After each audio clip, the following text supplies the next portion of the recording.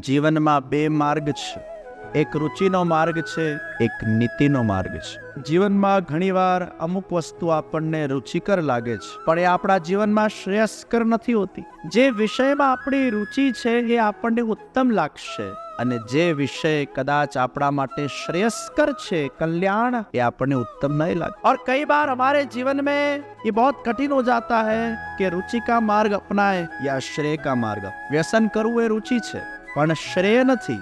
વ્યસન કરનાર વ્યક્તિને પણ ખબર છે કે વ્યસન કરવું એ મારી રુચિ છે, હું એને છોડી શકતો નથી, એ મને ઉત્તમ લાગે છે, પણ એ મારા માટે શ્રેયસ્કર નથી. સંસારનો ભોગ કરવો એ રુચિકર લાગે છે, પણ આપણા આત્માને ખબર છે એ શ્રેયસ્કર નથી. સંસારના અંદર આસક્ત બનીને કેવલ ભૌતિક જીવનને જીવવું એ રુચિકર લાગે છે, શ્રેયસ્કર.